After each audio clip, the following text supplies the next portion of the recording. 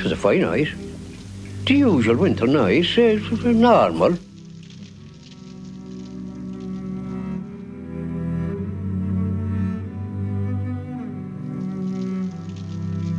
As far as I remember, there were no stars at all because you could see the reflection of the flames from the burning of the town against the cloud layer.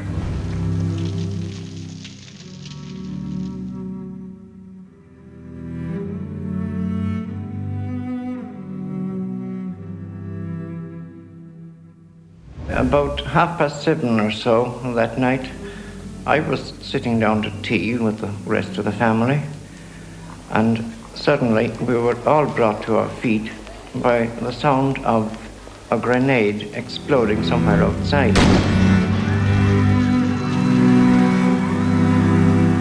So I came out of the church and I saw looking down from the hill into the hollow of Dylan's Cross, I saw the flames coming from some houses that were burning, and I heard shots being fired. I saw people running in all directions, from the direction of the examiner office, and the auxiliary running after them, whipping many of them all the time.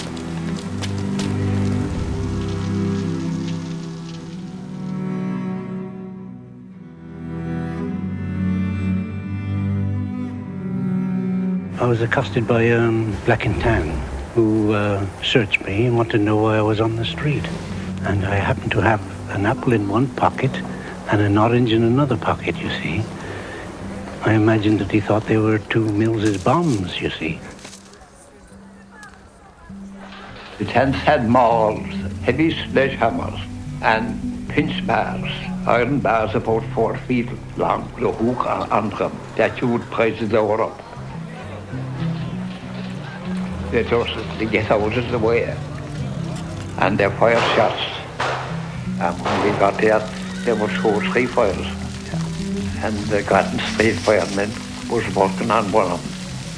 And we tackled the other and we beat it down. And the tent moved further on and get more fires. And then cut the hose. It was worse than if a fellow was outside in Flanders or on any other battlefield. He said he was an auxiliary, and they, the auxiliaries, were going to blow up the city. He had also a rifle slung over his shoulder, a revolver hanging to his left side, and a baton. The roof of the house had collapsed, and that was the crash that awakened me. So I ran downstairs, opened the door, and stepped into the arms of Black and Tan.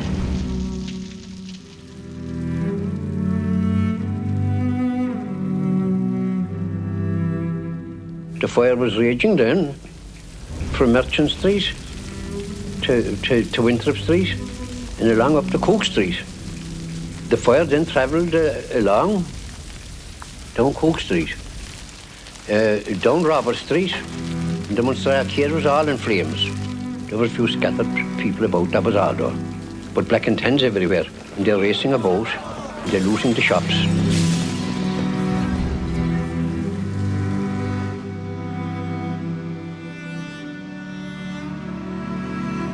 While indoors with my father, brothers and sisters, we went through a terrible time. The house next door was by this time fiercely burning, and the fire was gradually encroaching on ours. But we dared not move to save either. The Crown forces kept guard over the burning houses, and anybody trying to save even their own property were fired on.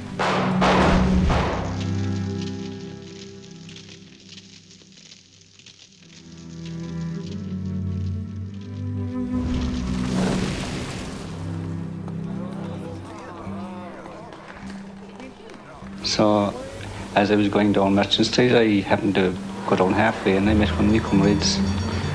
So, see, where are you going? So I said, I'm going down to the City Hall. So, see, there's no City Hall there, so it's burned down. I could see just in front of me down Park Street a few firemen in with their hoses and hosing the fire, so they might as well be throwing water into the Lee.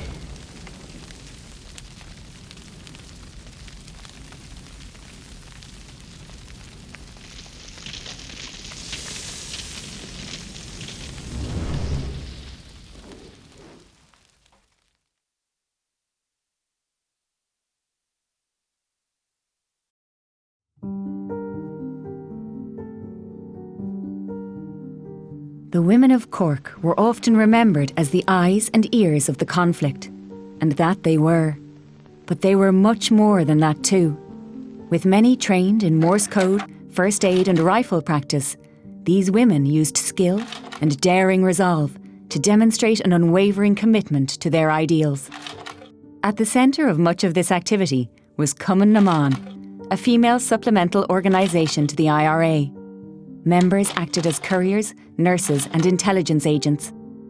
Others hid men who were on the run, and it has been reported that certain rebel women used their prams and billowing dresses to hide guns and ammunition. Rebel women like Peg and Annie Duggan, whose family home and florist were regularly raided because of their Republican connections. Hidden among the blossoms and florets, IRA volunteers used the flower shop to hide their arms.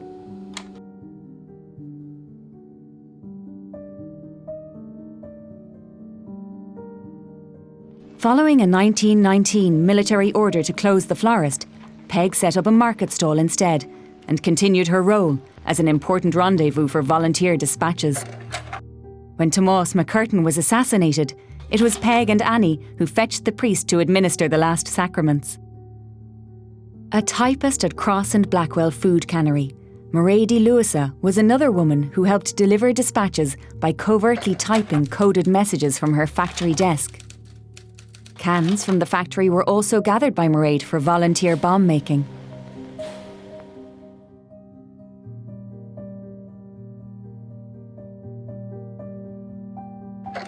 While combineD's activities were never discovered by Crown forces, she had a near miss during one of her meetings with an intelligence officer.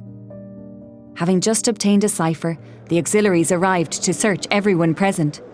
Knowing if the cipher was found, the consequences for herself and the officer would be dire, she quickly unscrewed the cap of her fountain pen, hid the message inside it, and survived unscathed. She was a trusted friend of Terence McSweeney and spent many evenings in the McSweeney household typing his principles of freedom. Nora and Sheila Wallace's newsagents was a headquarters for IRA intelligence during 1920.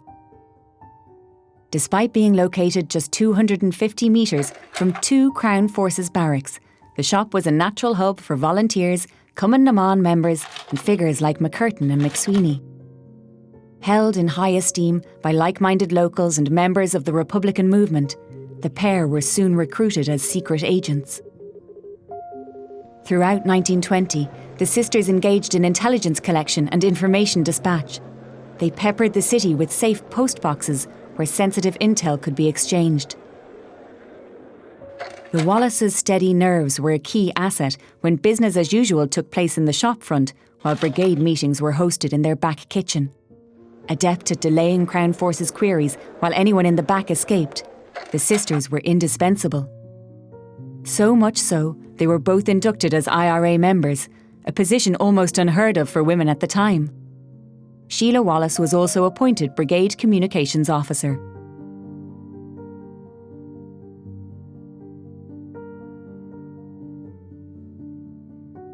An outspoken powerhouse who would go on to lead Sinn Féin, Mary McSweeney was a teacher who also co-founded the Cork combineD. Mary was one of her brother Terence McSweeney's strongest supporters. Although horrified by McCurtain's murder, this did not deter Mary from championing Terence to become Cork's next Lord Mayor.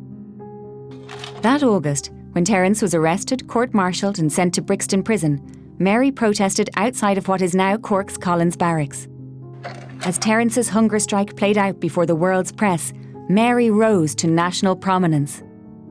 A spokeswoman for her silenced brother, she was instrumental in keeping the media informed on his struggle.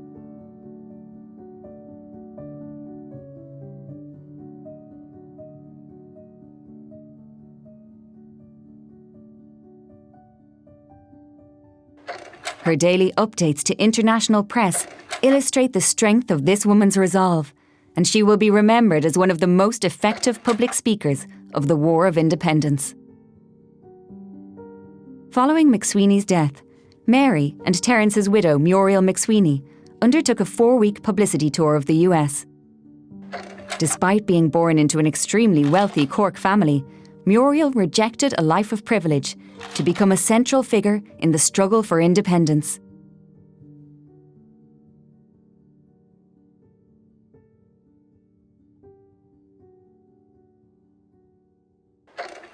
Together, their voices drew crowds in their thousands and helped raise the profile of the independence cause in the States. Muriel was so respected by the citizens of New York that she became the first woman ever to receive the freedom of New York City. These are just some of the women who helped shape a city and a nation. Ambushes were laid out on kitchen tables. They dressed to conceal secret messages. Intelligence briefings were typed from office desks, and their shops stocked not only flowers and tobacco, but arms and ammunition. Despite their assumed genteel exteriors, these women were firebrands who demonstrated definitively there would be no rebellion without rebel women.